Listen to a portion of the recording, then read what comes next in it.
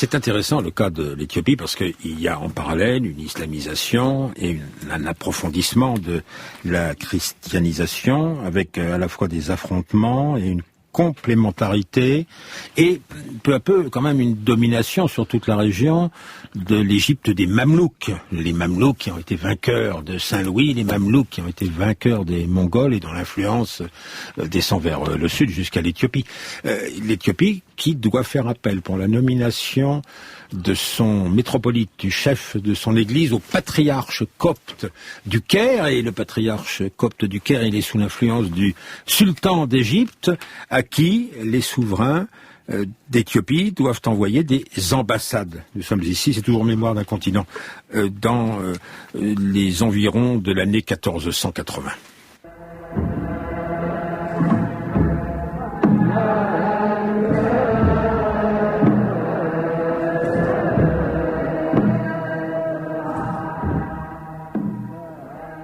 Les Éthiopiens avaient été bien informés avant l'audience du protocole auquel ils devaient se conformer dans la salle d'apparat, où des mamelouks, rangés autour du prince, faisaient régner un silence tel que l'on entendrait passer une souris.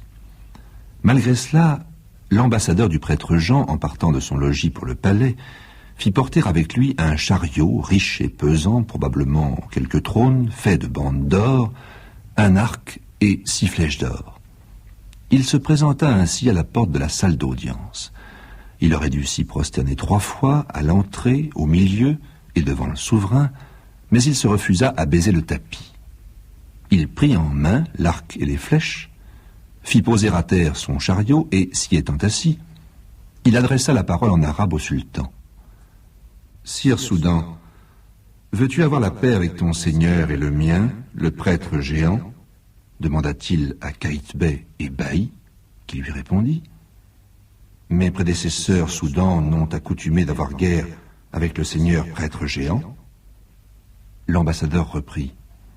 Ne dis point le seigneur prêtre géant, dis ton seigneur, ou sinon je m'en vais tel que je suis venu. Lors, dit le Soudan, je veux avoir la paix avec mon seigneur prêtre géant. Sur cela, l'ambassadeur descendit du chariot et l'offrit au sultan avec l'arc et les flèches d'or en ajoutant « Tu dis vrai, il est ton seigneur, car en sa main est ta vie et ta mort. » C'est une source chrétienne qui montre comment les Éthiopiens résistent à la puissance des Mamelouks en Égypte. Et c'est pour ça qu'est utilisé ce mot que jusqu'ici j'ai évité d'introduire, royaume du prêtre Jean. Ainsi est vue l'Éthiopie depuis Rome et depuis la façade nord de la Méditerranée. Qu'est-ce que c'est que le prêtre Jean? C'est une légende qui fleurit dans l'Europe médiévale, qui dit en substance qu'il existe quelque part en Orient un royaume dont le roi est à la fois prêtre et roi, qui s'appelle Jean et qu'il est chrétien. Bon, et que quelle est la fonction de cette légende? C'est que ce roi prêtre chrétien, il est en quelque sorte la deuxième ligne derrière le monde musulman. C'est en quelque sorte contourner l'islam. Exactement. On peut contourner l'islam et on est tenté d'y voir une espèce d'allié de revers, voilà, qui va prendre en sandwich les musulmans. Et puis, il y a différentes théories au Moyen-Âge sur la localisation de ce royaume du prêtre Jean. On le voit en Asie, etc. Et puis, on finit par le localiser, ou à croire le localiser en Éthiopie.